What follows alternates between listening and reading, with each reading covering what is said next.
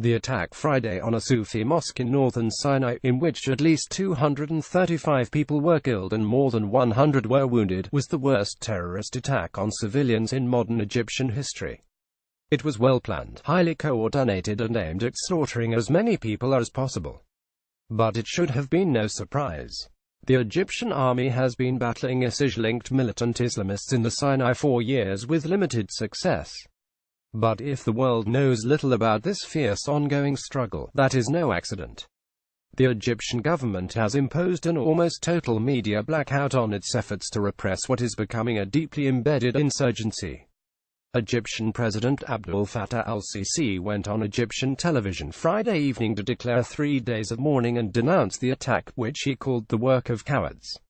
He vowed to respond with airstrikes and brutal force.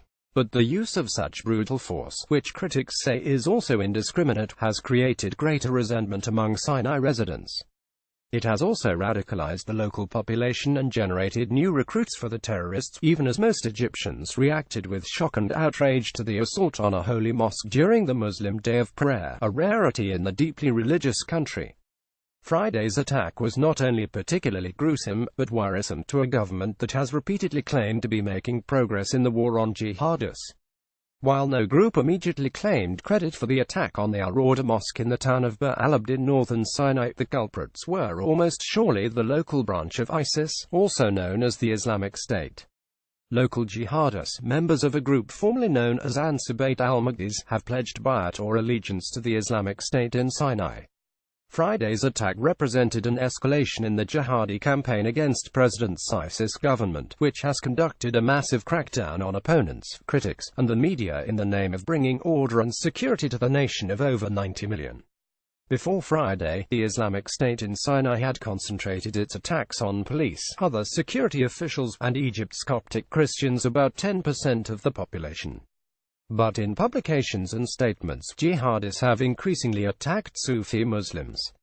The 2 million to 3 million Sufis in Egypt practice a mystical form of Islam that ISIS and many other jihadi groups consider a form of heresy.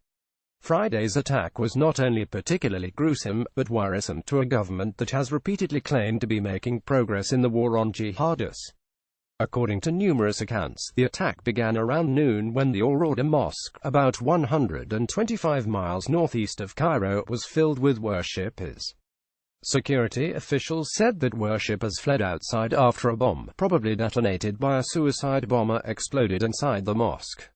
Outside, another group of terrorists opened fire not only on those fleeing, but on ambulances attempting to reach the wounded.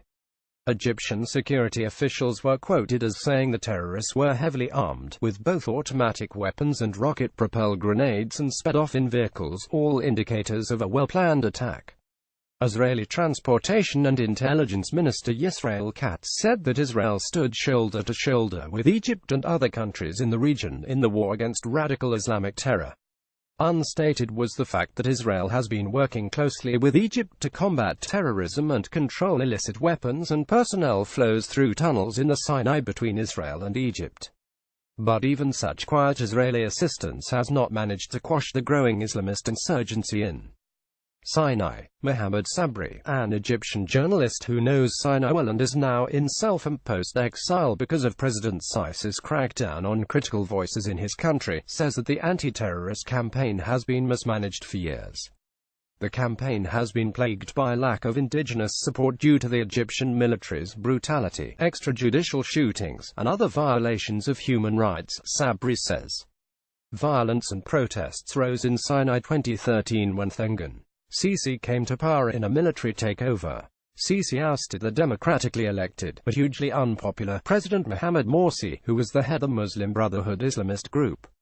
Speaking with Michael Young, another Middle East expert, Sabri said that Sisi's campaign suffers from a lack of intelligence and the growing alienation of Bedouin and other Sinai residents due to the government's ruthless campaign. Egyptian officials say that such measures are needed to contain ISIS in the Sinai. But ISIS attacks on Egypt, which depends on tourism as a mainstay of its economy, have escalated since ISIS Sinai campaign has begun. While the government has been battling discontented Egyptians instead for well over a decade, the Friday attack on Sufi Muslims was an ominous escalation that raises profound questions about whether ISIS' strategy is working or backfiring.